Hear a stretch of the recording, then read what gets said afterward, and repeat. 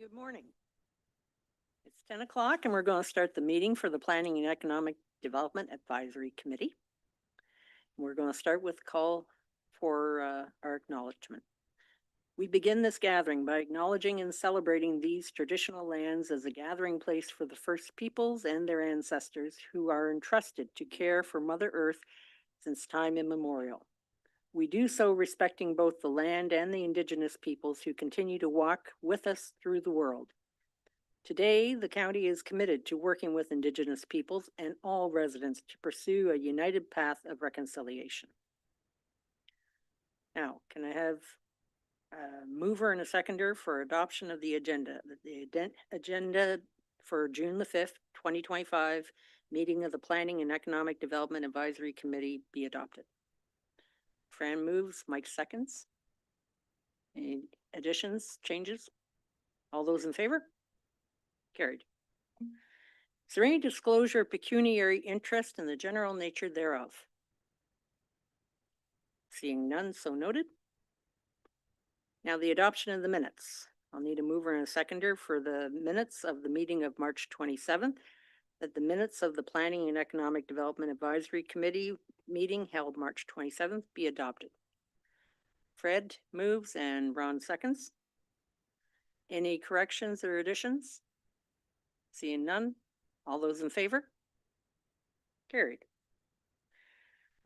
Now we're at deputations and presentations. We don't have any under that. I'm waiting for Janet here. No. Okay, and we're at briefings. So we have Mr. Joe Gallivan, Director of Planning and Economic Development, providing a planning advisory committee with the planning briefing.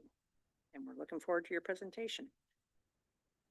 Good morning, Madam Chairman, members of the committee, and people in attendance. Thank you. This briefing will be brief. So I think that's what I thought. Yeah. So first thing I want to do, and of course this is not working.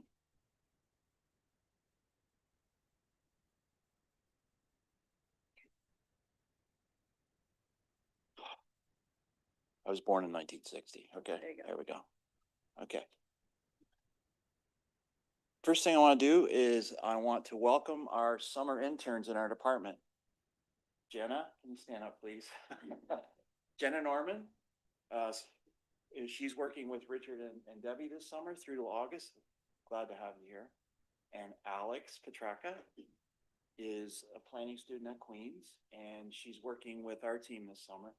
Always great to have these young people here. And I know Jenna is from South Frontenac, but she's going to be at places across Frontenac this summer, and it's great for them for me to see Frontenac through their eyes, and it's very good. And they're going all over the county this summer. They've already done a lot of work for us. So welcome to both of you.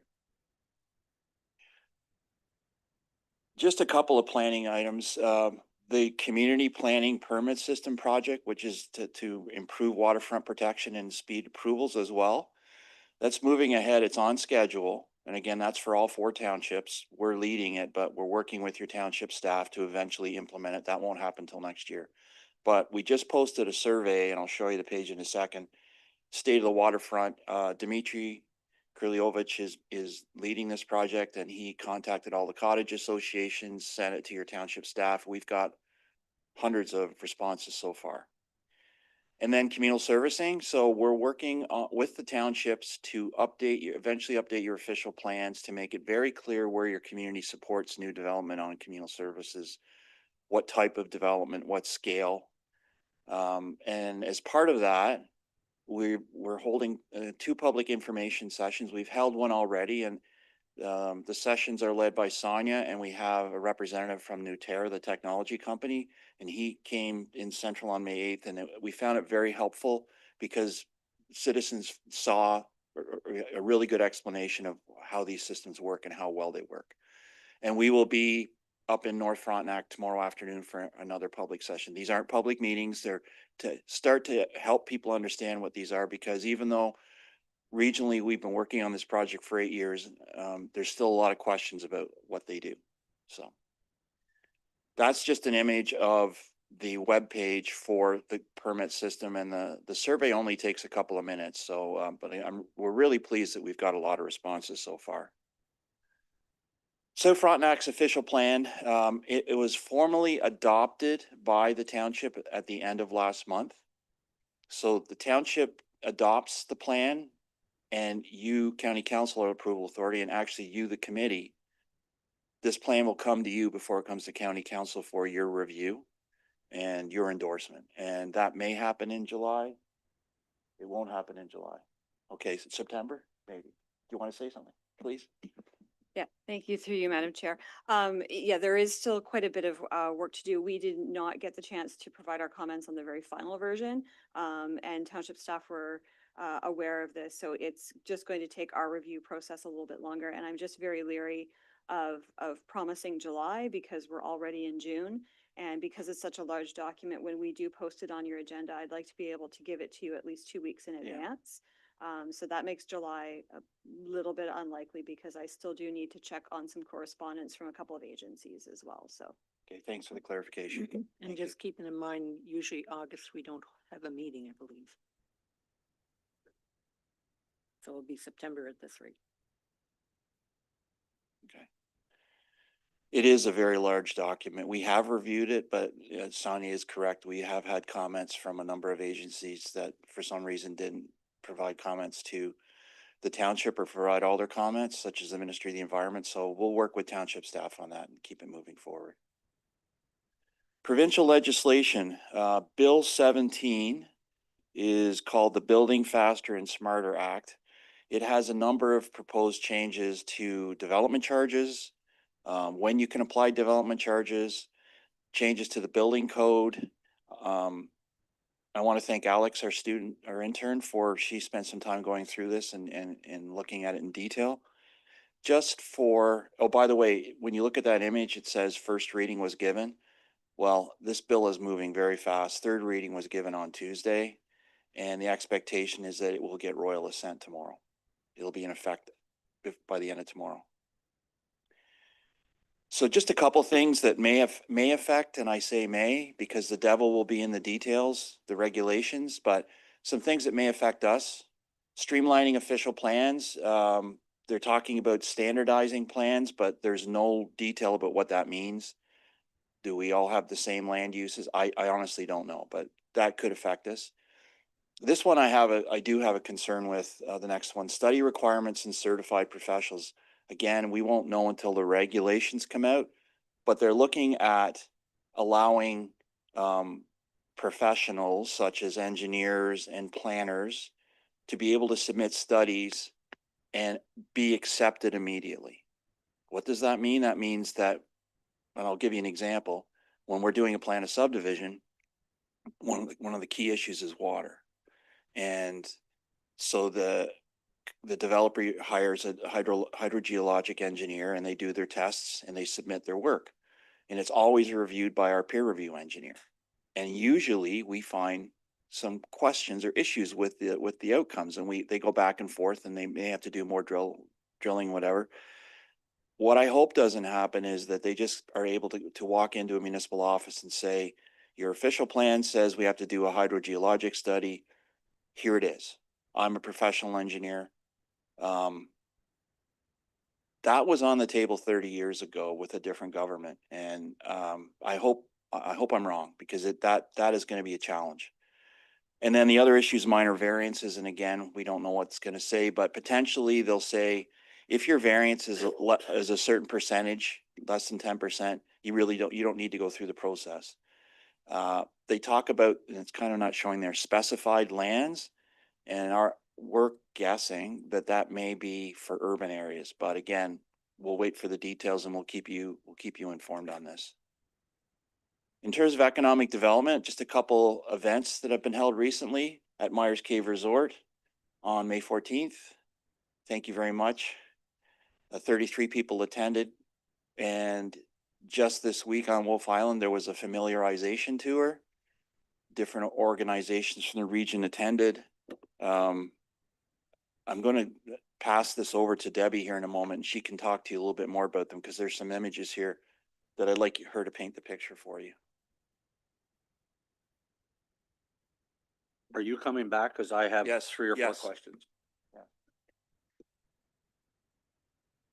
Thank you. And just to speak to a couple of events that we've had recently. So the Myers Cave Networking was a business networking event in the morning. It was a breakfast event from 8:30 to 10:30, and we invited businesses across Frontenac County to attend. We had businesses from South Frontenac, North, Central, great food. As you can see, it was delicious. It was a great opportunity and lots of connections were made. So these are opportunities for businesses to connect with others they may not have connected with previously. Lots of really good feedback from that. So we have more of those planned. And then the FAM tour that was held on Wolf Island on Tuesday. Oh, sorry, thank you. So this was held on Wolf Island on Tuesday, and we invited tourism organizations from across the region to experience traveling to Wolf Island. So coming across on the ferry, we walked on the ferry, showing the organizations how to access the ferry, doing a tour of the ferry so that there's an understanding, so that they can explain to visitors coming to the island how to come on the ferry, some of the things to watch for, how to access the stairs where the washrooms are, and then coming through the terminal, things like that. We came off the ferry and then walked through the terminal, did a guided walking tour of the village of Marysville. So that was great. We popped into businesses, had lots of great connections with the business community. And then we went on a guided bus tour of Wolf Island, arriving back to Wolf Island Commons, and had lunch provided by a few of the different food and beverage providers on Wolf Island. The business community put this event together. They came up with the details and things like that. I worked with them to, just to make sure we had details covered and some of the organizational pieces, but they put the pieces together as far as the structure and the tour routes and things like that. And then we're the hosts, as you can see. Kate and the mayor were up in the top picture as everybody was coming onto the island with a big welcome.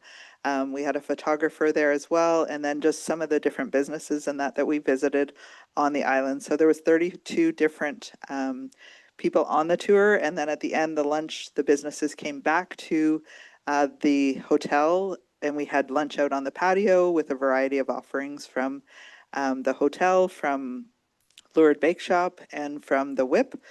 So a few different offerings so people could try some of the food. So I'm going to stop there, but it was a really great day and I've received really great feedback on both of those events from our business community.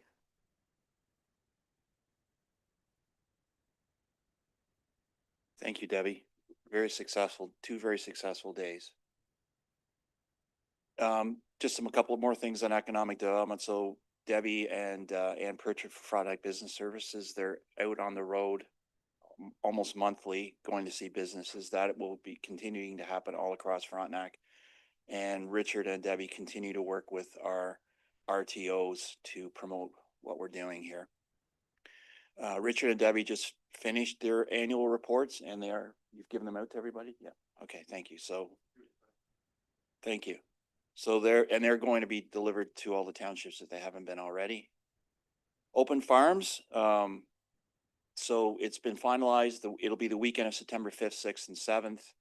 And more details will be put on that website when we have them. Debbie continues to work on that. Thank you, Madam Chairman. That's my briefing. Thank you. Now we're open for questions. Mike? Yeah, thank you, Joe. Thank you, Debbie. Question about the bill that was, Bill 7. Will that be, do you know if that will apply to things that are in progress or this is for new constructions or new projects? From what we've read, I believe it's for new development, not existing where permits have been issued or you've applied for a permit. Okay, thank you. Councillor Vanderwall? Some of them are comments, some of them are questions. The state of the waterfront survey, does it go to anybody that doesn't have their piece of paradise and have a comment? We have, through you, Madam Chair, we have advertised it online. And yes, we're trying to make sure people, the questionnaire actually asks, do you have a property in Frontenac? Is it waterfront or not? It's open to everybody. Okay, because or else it's just gonna be one-sided. Nobody else wants anybody else, right? So that's what I would be afraid of. The other comment is the OP is about 300 pages. I expect everybody to read it. Bill 5 was already approved yesterday too, so that's how fast it's going. The one thing I would worry about the professional report is we did a development a while ago that was very controversial. And if you get 5 different professionals, you're going to get 5 different opinions. So how are you going to incorporate which professional is right then? That would be, if they're going to accept them, that could be pretty contentious because they all say they're right. The only other comment I have is that there is a business meet and greet on the 17th also, isn't there, at the Harrismith Brewery or something? I don't know if you are involved in that, or is this? So that's the Frontenac Business Services Annual General Meeting, and so we'll be in attendance, or I will be in attendance as Debbie's away on holidays. But so there'll be a chance for networking and connecting with businesses at the AGM. Okay, That's it, thanks. Councillor Fowler? Me. You had the survey. Will it be up over the summer because there's all the AGMs that are happening? And I can mention it to the ones that I go Yes. to be sure. It'll be up over the summer. We want to try to get as many comments as possible. We've had hundreds already, so that's really positive. Councillor Fowler, did you have one? No, I didn't. Okay. Okay, I did. Going back to the communal services piece and that you've had one open house and doing another one, but I didn't see one for Frontenac Islands. No, I have talked to your CAO about that. So our recommendation is that we not proceed with, first of all, you have the Marysville secondary plan policies in effect right now. Very clearly It's explained. paused. Yes, but the policies are in your official plan right now. So if a developer shows up tomorrow, the rules are very clear about developing on communal services in the village. That's probably the biggest issue for all of the geography of the islands. But we recommended that you need to have a broader conversation with the entire community about communal services. And that should take place when you start to update your official plan, which hopefully will happen within the next 2 years.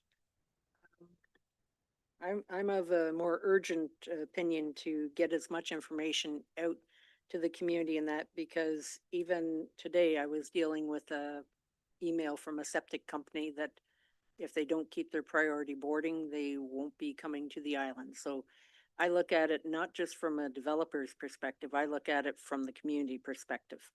So the more information we can get sooner in that, I would prefer if we could get something sooner. As for the bill that is basically moving things along in a very rapid pace, and that we'll see how much pushback there actually can be for a bill after it gets put through, because I think you're right in being concerned that things may get shoved through and that by favored professionals, and that can really have a negative impact on rural communities, and that the potential's there. So let's see if the devil's going to be in the detail.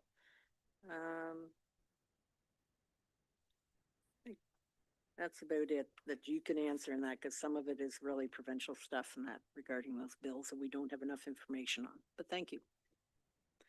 Okay. Now we're going to a consulting briefing.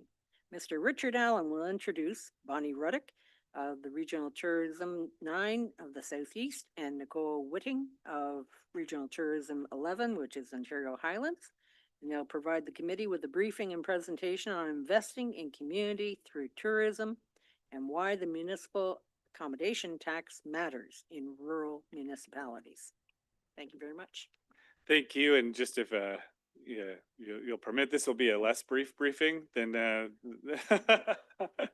but what we're doing is we want to warrant a discussion, make sure that we have a great conversation here to make sure that, and that's what we do at committee, right? We don't want to talk too much at council, but committee we can have a little bit of conversation. When I joined the county in 2017, we commissioned an accommodation review, and one of the recommendations was that we get more involved in the regional tourism organizations. At that time, we didn't know that they existed here at Frontenac County or what they were, but they were already serving us and had been serving us for several years. And so I got connected to both Bonnie and her team at RTO 9 and Nicole and her team at RTO 11, Ontario's Highlands, and began to get educated on what regional tourism looks like, what tourism in Ontario looks like, and what that means for our community and our municipality in terms of tourism. We've always heard from the business community just how important tourism is. The ambassadors, when we started meeting businesses one-on-one for the ambassador program to grow that program in 2016 and 2017, tourism was always on the top 5 priorities. Strengthening our marketing, that additional visitation to our region always makes a big difference in terms of our small businesses. And we see that everywhere and consistently from the Frontenac Islands all the way up to North Frontenac. So it's been continued priority, and we fulfilled that priority by continuing to work towards things, and we developed the Destination Development Plan in 2022. And so the team and I have worked at resourcing and following through on the recommendations in the Destination Development Plan. But there is a challenge when it comes to growing a budget to adopt a whole new way of working in our community. And so we think that this is an opportunity that's worth looking at, and that's what the report says. But don't take it from me. Take it from 2 very experienced tourism professionals who have been executive directors of their organizations for over 10 years each, right? Yeah, almost since the beginning of the creation of the regional tourism organizations in the mid-aughts. And so I'm going to pass it off to Nicole and Bonnie. They are trusted people who we reach out to whenever we have a question about tourism, and I am sure they will serve you well in this discussion.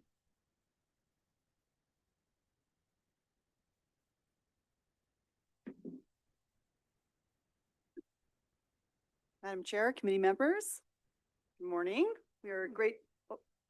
Oh, sorry, it's not working here. That good? Perfect. So we are grateful to be here today and look forward to sharing information and key considerations related to the municipal accommodation tax.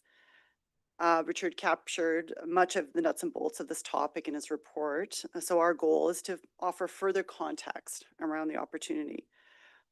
And I think we had some earlier conversations just in terms of orienting Frontenac County as it relates to our regions, but Frontenac County falls within both of our regional tourism boundaries. North and Central Frontenac are within Ontario's Highlands, and South Frontenac and Frontenac Islands fall within the boundaries of RTO 9. Yes, and as Richard mentioned, Bonnie and I have been on the scene for a while, and we've been fortunate to work with the tourism sector in your communities for several years.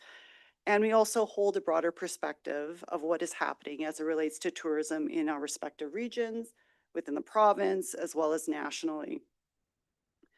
So just a bit of background, we do represent one of 13 regional tourism organizations. We're industry-led, we're not-for-profit, and we're funded annually by the Ministry of Tourism, Culture, and Gaming. The level of funding varies pretty significantly among the regions, but we all share the same mandate of growing tourism in the areas of marketing, product development, investment attraction, research, and workforce development. So our region, Ontario's Highlands, it encompasses 6 counties and 45 municipalities nestled within approximately 24,000 square kilometers of Canadian Shield, pristine waterways, and dense forests. There are a couple of characteristics of our region that set us apart from the other RTOs in the province. First, we are entirely rural. The largest town is Petawawa in Renfrew County with approximately 17,000 residents. And the total population of our region is approximately 225,000. That grows considerably during the summer with seasonal residents. We are the 2nd largest region geographically. We are a 3-hour drive from west to east, north to south, meaning our communities are quite spread out. That said, we are really proud of the working relationships we've established with our 6 county partners: Haliburton County, Hastings County, Lewiston, Addington, the Ottawa Valley, also Renfrew County, Frontenac County, of course, and Lanark County. We meet virtually as a group on a monthly basis to discuss opportunities and challenges. And they're really, we consider them our ears to the ground on what's happening at the local level. And this provides us with an effective mechanism to gather and disseminate information pertinent to the industry more effectively. We also have 2 representatives from Frontenac County on our board: Greg Rogers from Rock Hill B&B in Sharpet Lake, and of course Mike Haig of Myers Cave in North Frontenac, and Melissa Marquardt, who's joining us virtually from Renfrew County. She represents the Ottawa Valley Tourist Association. She also sits on our board. So I'll hand it over to Bonnie. I'm shorter than all of them. Good morning. Thank you, Madam Chair, for having us today, and Richard and Debbie. So I'm the Executive Director for RTO 9. I've been with the organization for 14 years since it started. Like Nicole, we have a big region. We are 312 kilometers end to end. So we start at the Ontario-Quebec border, go right through to Prince Edward County. We have 11 destinations that we work with. So a DMO, a destination marketing organization, and a destination marketing program. So those are combined in some of our communities. We have 7 counties that we work with and 55 municipalities. We meet regularly with our destination marketing organizations. We do 2 in-person meetings, and my staff does regular one-on-one meetings with them, and Debbie being part of that. We have a board of directors that represents all of our regions. So we have a 13-member board. And we work very closely with Destination Ontario, Destination Canada. From an advocacy perspective, we're very connected to TIO, the Tourism Industry Association of Ontario, as well as TIAC, the Tourism Industry Association of Canada. So being regional, we also understand how you need to be national and global as well. So we stay very connected. Our networking is always on point, and we take those things into consideration when we do our planning each year. We run 2 websites. We have a consumer site and an industry site. So our industry sites holds all our tools and resources for operators. And then of course our consumer site is our reach out to our visitors that we try to bring into the region.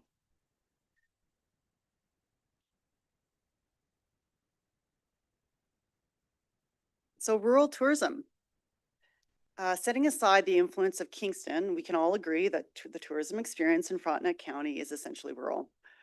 Rural tourism has unique characteristics that are useful to acknowledge to set the stage for the conversation about the municipal accommodation tax.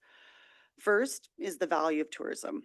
What we know about tourism in the rural context is its interconnectivity to the community.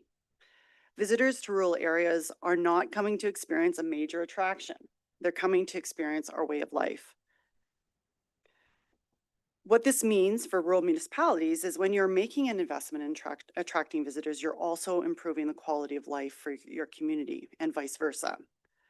If you think of trails as an example, the Eastern Ontario Rail Trail project we are working with Richard and Debbie on is an investment in the communities of Frontenac County. This investment will not only attract people to the area, but will create more reasons for residents and businesses to move or stay in the region. Tourism is community and community is tourism.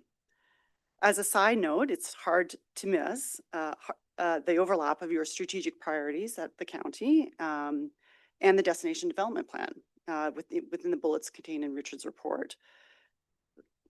You know, it seems obvious, even with your own initiatives, that there's an attitude towards tourism that it's not separate from economic development. It's inherent. It's an inherent component of economic development. In fact, and Bonnie referenced Destination Canada, that's our national tourism agency, and they really have done a great job reiterating this in their recently released Rural Tourism Toolkit, and I just became aware of it yesterday, so that's why it's not in the slide deck. But they put together this really super simple but powerful community vitality wheel infographic And it does a fantastic job of illustrating the interconnectivity of tourism and community. It has 4 components, and I will just quote, it starts with a visit. So if you build a place where people want to visit, then you build a place where people want to live. And if you build a place where people want to live, then you build a place where people want to work. And if you build a place where people want to work, then you've built a place where businesses and residents will invest. And if you build a place where businesses and residents will invest, then you've built a place where people want to visit. And so the cycle goes. And the rural experience is what visitors are after. Like regionally, we are seeing steady growth in visitation and migration to the area. As an example, and although these stats are outdated and research is a challenge for us, but the Labor Market Group reported Lanark County and Haliburton counties were both in the top 3 regions in Ontario, recording the highest population growth between 2016 and 2021. Bancroft in our region was recently listed as a top community for investing in real estate. In our travel trade partnership that just returned from Rendezvous Canada in Winnipeg, where they were selling our destination to international travel agents, saw a 64% increase in international sales last year. So in these chaotic times, more and more people are seeking the slower pace and the space that rural destinations offer. So there is tremendous potential and there are great things happening. I mentioned a couple of examples already, and this is in large part due to the amazing collaboration happening in the region. We have witnessed the shift in thinking at the municipal level around the approach to tourism. This shift in support means that there are more opportunities to leverage and work with other communities to strengthen our offers to visitors. Frontenac County is at the forefront of this collaborative mindset. The support is there, the strategy is there. So what might be getting in the way? Well, Richard mentioned it, funding. Municipalities in our region are the ones who are responsible for visitor attraction to the area, but they're working with very limited resources. When you factor in the delivery of essential services, I get there isn't much left over for investing in initiatives that ultimately will fund the delivery of those essential services. The regional picture is not any better. Our budget to deliver tourism development support to our entire region is $766,000, which is the lowest financial contribution from the province compared to the other 13 regions. Bonnie is in a fairly similar situation. We've been successful at acquiring additional grants for special projects, but sustainable funding is a key barrier. Even for leveraging, we are consistently presented with opportunities that would benefit our communities that we can't afford financially, or we don't have the personnel to execute on our own. So I'm sure this sounds familiar. In some, there's tremendous potential to strengthen our communities through tourism. There are strategies in place to activate that potential. Your destination development plan is a prime example. There are willing collaborators at the table, but there are significant limitations due to the lack of financial resources and personnel. It would be so amazing if there was a revenue model to support tourism development that wouldn't require a burden on your local taxpayers. I bring you the municipal accommodation tax, honey. Okay, There you go. so I'm going to bring you the municipal accommodation tax. So this initiative came into effect in December of 2017. It was authorized under the Ontario's Municipal Act in 2001. Act 2001, sorry. It grants municipalities the ability to implement a tax on transient or short-term accommodations. So this is not a tax that your residents are going to feel. Like, this is a tax that will come on to the visitors. I mean, as an example, if you think about the United States, which I know we don't all like to talk about right now, but they've had a bed tax in place for at least, I would say, 30 years. So this is not anything new globally at all. So at its core, Matt, it's not just a tax, it's a mechanism that empowers communities to invest in themselves. The revenue generated is specifically directed towards enhancing tourism, funding everything from regional promotional campaigns to the development of new experiences that attract and delight visitors. Importantly, it does all of this without placing a direct financial burden on your local residents. In essence, it channels visitors' contributions back into the community, creating a sustainable cycle of tourism growth and reinvestment. What am I on bus? I'm not sure which bus. There we go. Okay. So let's talk now about who the MAT applies to and how it works in practice. Typically, the tax is applied to roofed accommodations, which includes hotels, motels, bed and breakfasts, and short-term rentals, like those that you would find on Airbnb or Vrbo.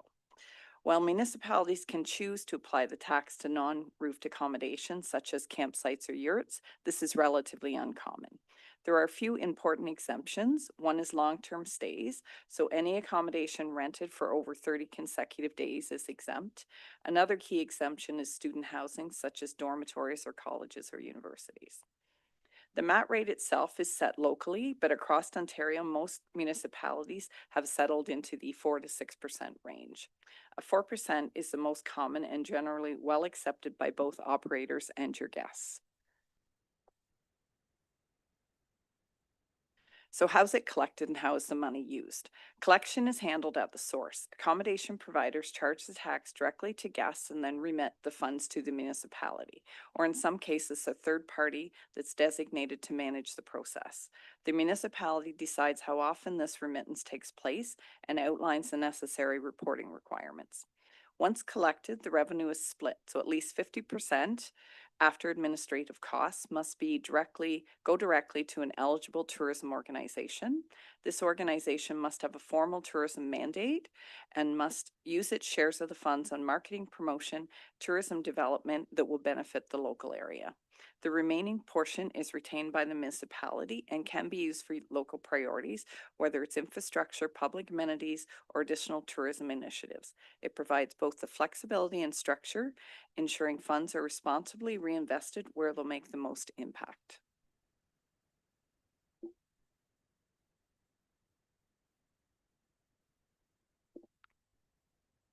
I think I went too far. Wait, no. This is your slide. Yes. Sorry. Yeah, that's okay. I'm out of order here. No problem. So we got that one. Oh, collection. We did this one. Yes, sorry. Okay. So where are we at to date? Well, 73 of the 444 Ontario municipalities within Ontario have implemented the MAT, and they've generated approximately 244 million in additional revenues to municipalities. In Ontario's Highlands, I'll just start with Haliburton County, which has adopted the MAT effective October 1st, 2024.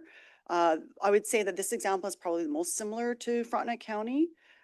They are a community of 4 lower tier municipalities. They have a similar population of 20,000, just over 20,000 residents, with again, dramatic increase in the seasonal residents in the summertime. They have a larger center in close proximity, which is Peterborough at 87.5.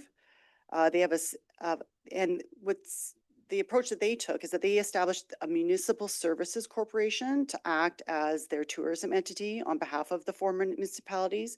And they're using a third party to handle the compliance and collection of the tax. 50% of their revenue stays with each municipality and 50% goes to the municipal services corporation. Again, similar to Frontenac County, they have a destination development plan and have activated a number of recommendations, but this new funding will accelerate that plan. They went through a fairly extensive stakeholder engagement phase, combining the sort of short-term accommodation regulations alongside the MAT bylaw. So that's a really great case study that is available to kind of reference. And Angelica couldn't be with us today, but their staff is absolutely available to answer any questions, be part of sort of the feasibility process as required. Next up is Renfrew County. So Renfrew County has 17 municipalities. They have, led by the Ottawa Valley Tourist Association, they've engaged with several municipalities around the feasibility of MAT. At this point, the city of Pembroke approved implementation of MAT on all accommodation providers effective January 1st at the rate of 4%. And the Ottawa Valley Tourist Association is the named eligible tourism organization, receiving 50% of that revenue. The town of Petawawa approved implementation of MAT on 5 roofed accommodation providers effective January 1st. at a rate of 3%. And the OVT, again, is named the eligible tourism entity to receive 50% of the revenue. Greater Madawaska Township passed a bylaw on short-term rental accommodation effective April 1st. So they're requiring all short-term rental accommodators to register with the municipality, which is a logical first step towards exploring that. And I believe just a week ago, Deep River has also put forward a motion to conduct a feasibility of the MAT, but Melissa can clarify the outcome of that engagement. So the Ottawa Valley Tourist Association is actually the only non-government destination and marketing organization in our region. It has a long history of supporting the tourism sector in Renfrew County, so it made sense that would be the logical partner to deliver on tourism development on behalf of the municipalities. But as I said, Melissa can also speak more directly to her experiences implementing or having those conversations with the municipalities. So Bonnie, you're up next. Thanks, Nicole. So in our region, we have, I'm just counting 6. We have 6 communities that are currently collecting the municipal accommodation tax. As Nicole mentioned, same in most of our communities, feasibility studies were done, consumers, residents were consulted. Kingston is our largest, and they were sort of the first in the region to start collecting in August of 2018. They've just raised their rate to 5%. So Kingston Accommodation Partners is a not-for-profit organization, so it's separate from Tourism Kingston, which actually does most of the consumer work for Kingston. And it is our largest community within southeastern Ontario.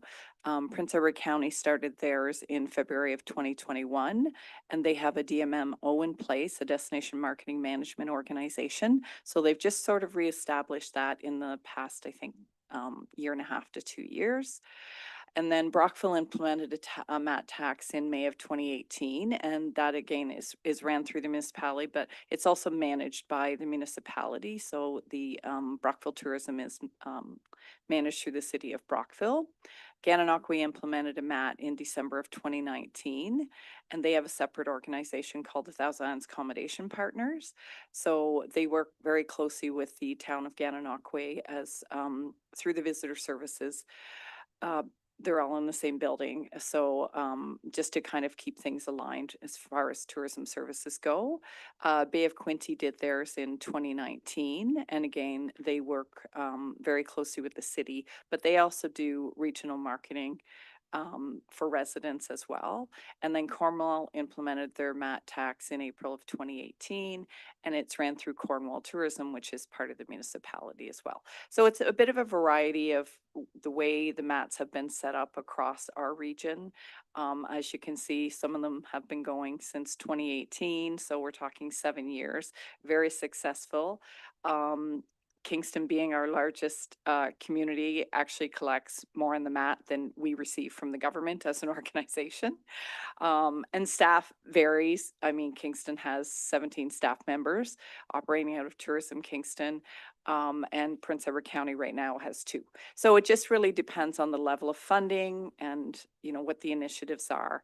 And the partners that they have to work with. So, and it's been very effective to, again, leveraging funds with tourism operators as well. As Nicole mentioned, things like travel trade, and there's other like trade shows that individual operators will go to, and they'll partner with the body that collects the MAT to help, again, align efforts and help with resources, whether it's human or financial. So it's a bit of a mix in our area, but it's been successfully working for 7 years minimum. So. Yeah, and I mean, I'm not in government. We work with government, but just given some of the conversation before us in terms of bylaws and legislation, this legislation offers that flexibility. So you can see that a lot of different municipalities are applying it in a way that's tailored for their respective jurisdictions, and that's why this can be really has a tremendous amount of potential for Frontenac County, because it can really be adapted and applied in the way that works best for your community. Oops, I think I may have one. Yeah, right. I already did it. Okay. So great. So yeah, MAT is quickly becoming more widely accepted sustainable funding solution to support tourism development efforts for rural communities. And Frontenac County has an opportunity to benefit from this potential without putting the burden on your local taxpayers. And the timing could be good as well. The county already has the reputation for being the coordinating body for municipalities. You have a destination development plan in place and highly skilled staff to guide the process. There are also communities within our region and throughout the province that have gone through the aches and pains of feasibility and implementation, so you don't have to. And also, according to Richard's projections, a MAT just on the STRs in Frontenac County could generate approximately $500,000. So again, for comparison, our budget for our entire region of 6 counties is $766,000. And I can tell you, this could really make a difference for your communities. And should this come to fruition, the leveraging potential, as Bonnie referenced, within the tourism landscape is huge. There are so many exciting projects and initiatives on the go locally, regionally, provincially, and nationally, and also sitting standby that could be activated. And we're really excited about the potential to expand our partnership with Frontenac County and the 4 municipalities should this move forward.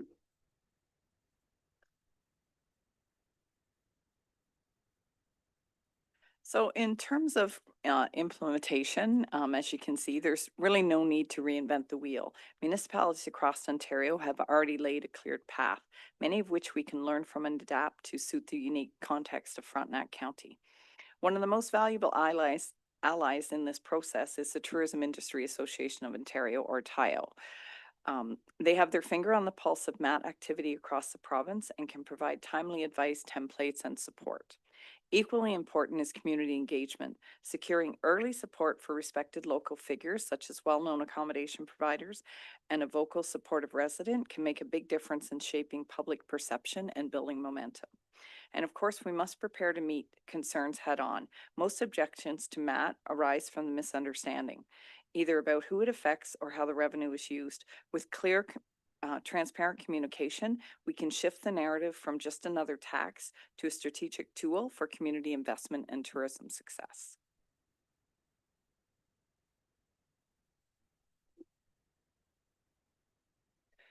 So these are a couple of links as it relates to the more specifics around the municipal accommodation tax. The Ministry of Tourism, Culture and Gaming also has a policy lead on the MAT that is happy to be a resource should you move forward with this. So lots of resources, lots of support. You're not in this alone if you want to explore this this opportunity. But that's the end of our presentation. So we're happy to answer questions and engage in Thank you very conversation. much. Okay, Councillor Fowler. This just sounds really interesting. Thank you very much, both of you. One of the things, how do you enforce a short-term accommodation? How would the municipality do that to force them into paying this tax? I can start. I will start by saying, on behalf of myself, I am not an expert on the tax. There's other people that have that in their wheelhouse, and it's certainly not me. But as an example, I would say, I think Kingston, for example, has put licenses in place. So I believe through that method, they could sort of enforce the tax, I guess you would say. And I think I don't want to say it's not any different then, but if you're collecting a tax from a business for other perspectives, then I think it would be the same as, and also too, obviously you would get lawyers and legal involved. So, you know, and once it's implemented by the municipality, I don't believe there's a choice in terms of if it's a tax, it's a tax. So. And I'll just, if I may just add, the ideal scenario is that we actually aren't saying we're forcing anyone, is that the engagement happens at that early level where the short-term accommodators are actually wanting to contribute to this tax, because at the end of the day, it helps them and it also helps the area, the community that they live in, right? So that's again where working with on the feasibility, like the feasibility piece of this, that how we approach introducing the MAT opportunity is really as important as actually getting it implemented.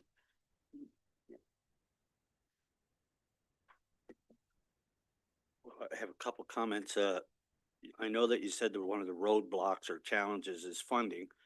I think there's other ones that I will say in rural Ontario, and that's probably residents' mindset, council's mindsets, and planning. Those are all big challenges because we've had major ones come to us, and I'm not saying they're not going to move forward, but I'm sure when it comes to public meeting time, something's going to hit the fan because nobody wants it then, right? But those are big challenges too. And I've reminded council, you can't always just depend on residential taxation. But that I would say is there any evidence that lowers tourism? I'm sure it would be pretty hard, but for rural Ontario and the short-term rental bylaws I saw you had up there, but we don't have a licensing agreement with any short-term rentals in South Frontenac. And so I don't know how that applies. We do have bylaws. And is there no municipal staff time commitment? Yeah, maybe Nicole, if you can address the bylaw stuff, because I don't think I can. Yes, there is. And in the one slide, it was mentioned that it's a 50-50 split, but then again, that's after some administrative costs. So if the administrative costs come to the municipality, whether you end up hiring another individual or it is done through another staff member, that can come out of the tax money that is collected first, and then the funds would be split from there.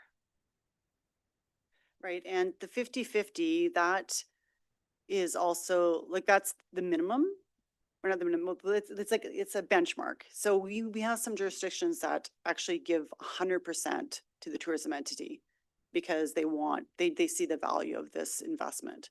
And they have other mechanisms for funding the other municipal services. In terms of bylaws, and again, I'm not an expert, but from a bylaw perspective, what I've observed in municipalities is it varies, that in terms of short-term rental accommodation regulations. Some are very, very basic, and others are very, very specific. And it depends on the community. So if there's you're addressing some needs of your residents, but at the same time, you don't want to handcuff your accommodators, because I think Richard mentioned with the accommodation study, and I know this from your county, is there is a lack of accommodation. So you have to find that fine balance of meeting the needs of your residents, but also not, I guess, getting in the way of the development of that accommodation sector. But again, this is what gets discussed at that feasibility stage. This is, I mean, you have a lot of experience engaging with your stakeholders through a variety of other initiatives that you've been able to put through. So there was a mention though of about $10,000 somewhere in there. Is that what you were going to collect for Frontenac County? And if that's it, and it takes our staff time, it's not much. Yeah, so we did an initial analysis based on short-term rentals, so across Frontenac County, and we estimated based on their average rate, overnight rate, and the average number of them, that a modest tax would produce revenues of $550,000, and so. So that would be sort of the base scenario that would have to be tested and confirmed through the feasibility work to determine what we're talking about in terms of dollars. Yeah, we're not coming here saying we can generate $10,000. We're coming here saying we can generate more than that. And that didn't include any of our overnight cabin rentals, fishing resorts, B&Bs in its estimate as well. And just with respect to licensing, our initial review of other municipalities that do it, some have licensing programs and some don't. And some use a third party to identify and follow up on the collection of the of the revenues from the accommodation providers in terms of the STRs, the short-term rentals. So these are things and options that if we decide to investigate, if council, if the committee recommends and council agrees to investigate, that we would look at all of these scenarios, because we would have to speak to each of the municipal partners and see how they want to treat it, and work and find ways that either work jointly or even individually to create a collective program. Thank you, Nicole. Thank you, Bonnie, Richard. Several follow-up questions on what Richard, what you mentioned, the 500, 600,000, is that the county-wide per year? So that would be across the county. So I'm not sure what that looks like, what the divisions are between each township, and that's gross revenue. So that's before you remove administrative costs And before splitting 50/50? and before splitting, if that's the choice that Yeah, before splitting. we make. Yeah. So it's across the county. And if this is implemented, how are you, or what do you envision doing for, like, say, the county between North Frontenac and the islands? How is that going to spread the expenditures or the marketing? Is it going to be Frontenac in general, or is it going to be targeted towards different municipalities, each municipality separate? So I think that's part of the conversations we're going to have if we decide to investigate this. Okay, one more question to Nicole and Bonnie. Do you have any idea about how many accommodators you have in Frontenac County? Is there a figure, like 100 institution, 50? That would be a Richard question. Again, Richard? Okay. So the last time we did a full inventory of Frontenac County was 2017 when we did our accommodation review. We know, but we did identify over 350 short-term rentals. And in addition to that, we have somewhere across the county around, I think it's around 100 other accommodators, whether they're campgrounds or B&Bs or cabin rental resorts that we have throughout the county. But most of those are not registered businesses, so you cannot implement the MAT on them. The MAT is only implemented on registered businesses like a resort or a motel or a hotel. No. Someone, No. you cannot. Yeah, how could you, if there is no bylaw for short-term rental, if someone is renting their basement or their bunkie, how can you track that on a municipal level? So that's what we would investigate if we go forward, is we would look at what mechanisms are used out there in other municipalities, and if there are systems that would be that would fit with us here in Frontenac County, and it would be to determine whether it would be worth our time. So we'd be engaging the community, but we'd also be engaging in the feasibility and research to determine how do we do that. What does it look like? How does it cost? What does that work in terms of it? We know that in other municipalities they're able to do it. So the ability to do it has already been proven. It's just determining whether it's a fit for us. Okay. Just to take it, I'm for the MAT. I am for the MAT. I'm just worried about the implementation and how to reach the widest revenue from it. And that's why I'm going to Councillor Fowler here. She wanted to contribute on that one. Oh, sorry, Smith. I'm mistake. I'm Francis. I've been called worse. The It's other okay. end. The other end. I hate to be a naysayer, but short-term rentals has always been an issue in that there's tons of them out there we don't know. They're not connected with Verbo or any of those that they advertise, but they do short-term rentals all the time. We only hear about the bad ones because the neighbors have complained that there's parties and all that stuff. Bylaw enforcement is going to be huge in this, because if you have one and you're charging the MAT and I'm next door or down the street, I'm going to say to the people, come to my place. I don't charge that. So how do you enforce that? And how do you get them to register this is not an easy thing to do, but let's look at it because it's money on the table that we can all use, but it's not going to be simple. Counselor Yeah, Fowler, just to the other one. the other one. Yeah, me too. Anyway, there are a lot of Airbnbs out there that sort of fly under the wire. Nobody knows where they are. And, there has to be a way to get them brought into the fold. I'm just going to comment on, if I may. So, and Bonnie, you may share the same observations, but this opportunity, if you set the bar of 100% compliance, it's not realistic. And before the MAT was even around, destinations did collect a destination marketing fee that was voluntary.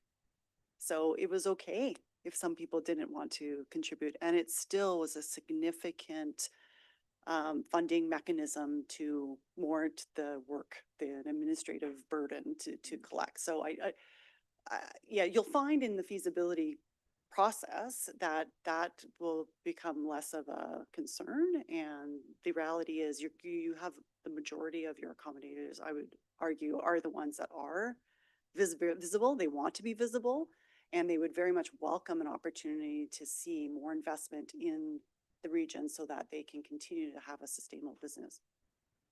Hey, Counselor Fowler, Vanderwall. I have Fowler on the brain. Okay. Thank you very much. I don't have a problem exploring it farther, I guess I would say. But I'll say since COVID, the whole Airbnb short-term rental thing has basically just quieted down to nothing again, just like we all thought it would.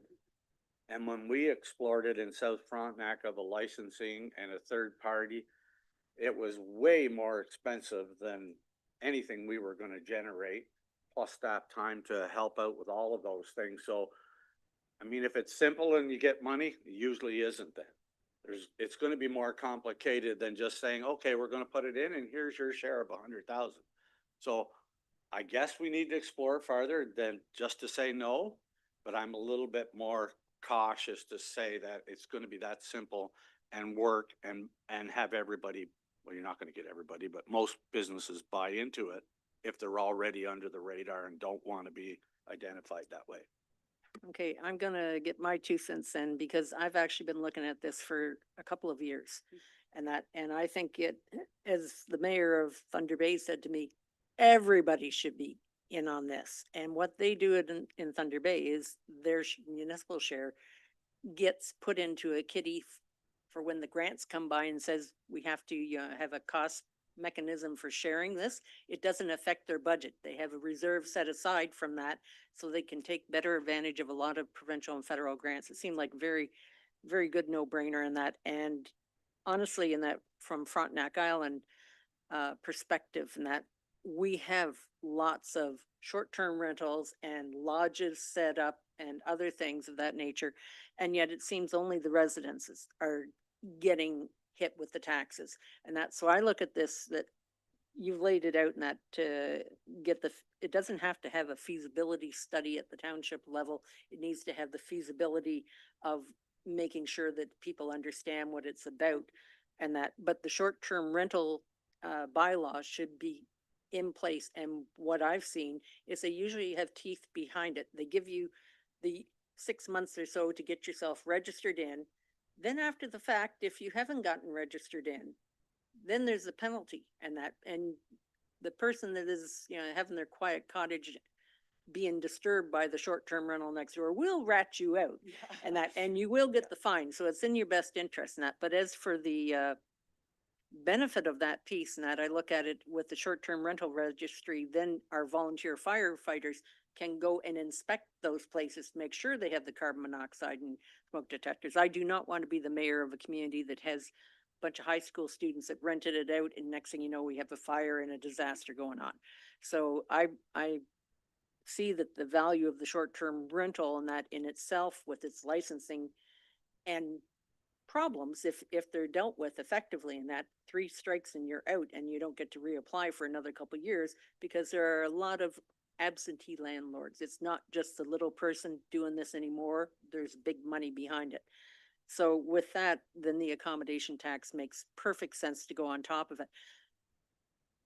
I look at it that the residents in the community shouldn't be the only ones footing the bill, and they really are. And while I appreciate businesses make money on it, a lot of people say, I don't make any money on it. So it would soften the blow to have all these tourism opportunities in the community that they may not be making money on directly, but at least know that their tax money is being subsidized by the people that are coming. And no one's going to turn away from a bed and breakfast or a rental on that for a 4% additional tax. We've been paying 17% in the US in various places. And that, so it's, to me, it's always been the way it should be going, and that in our areas, and that way we get to share the tax burden and that envelope of funding, and that really is a smart solution that was proposed in that. But also from the tourism perspective, our Frontenac Islands group got together and printed 5,000 brochures the other day.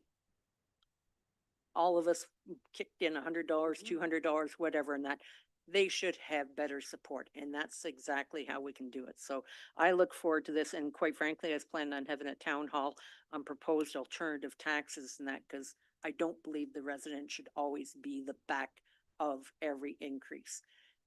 And I do believe in economic development, and tourism is very, very big. So that's my 2 cents. Councillor Vanderwall. I'm not opposed to the bylaws. We have bylaws in place. We have amps in place. We have all of these things for noise, all of that stuff you want, whether they're short term or whether they're 2 cottages fighting. But we are not going down the licensing agreement trail in South Frontenac. I can guarantee that. We looked at it. It was way too expensive, way too costly, and it was all staff time, even if it was third party. And I know that we have said we're not going down that road. So if there's like I said, there's never an easy way to get money. But by the time we go after licensing and doing everything, we're no farther ahead.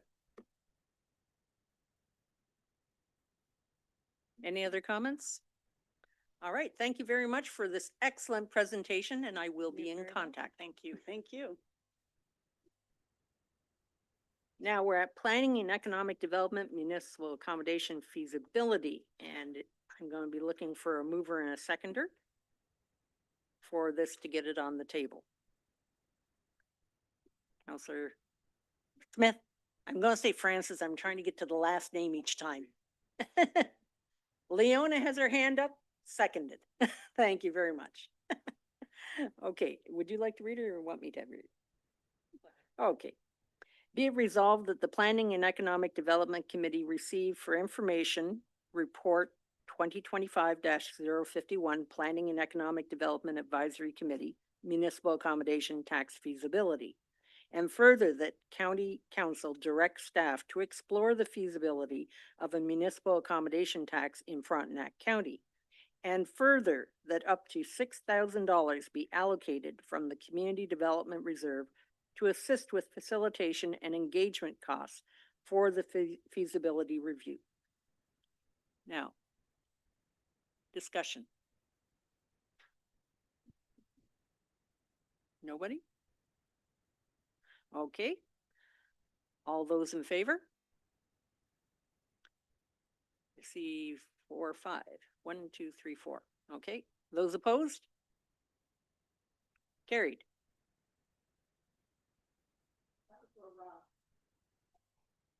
Okay, thank you very much. Now.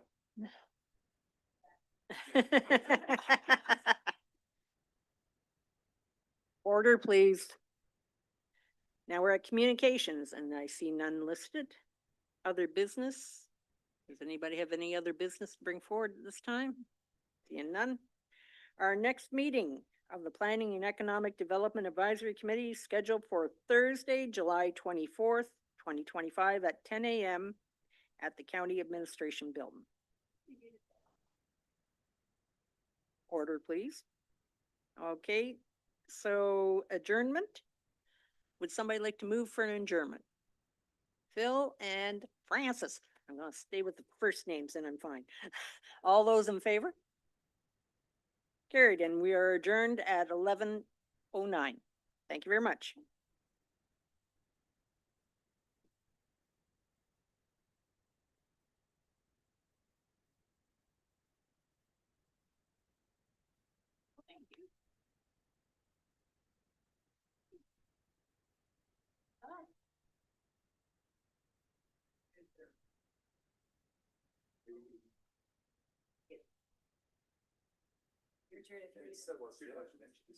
I know. It's all right. If there are no questions, I'll throw it on.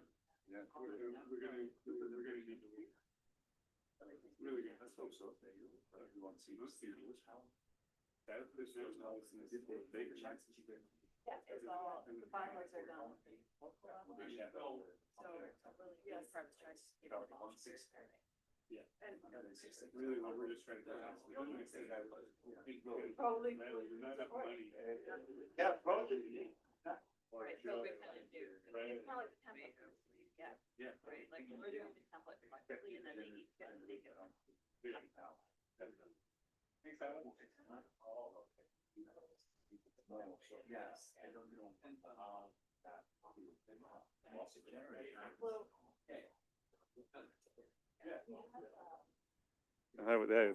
That was 4-year-old data that I ran those numbers on. So. No, like licensing is burdensome. Licensing is, you're not wrong. Get closer to.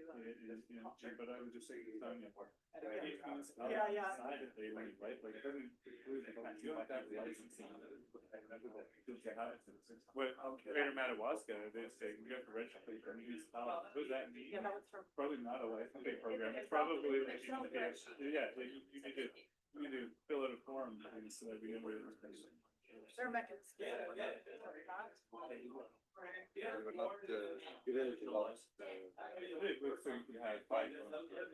You can have a license file for like, yeah. The license is permission to do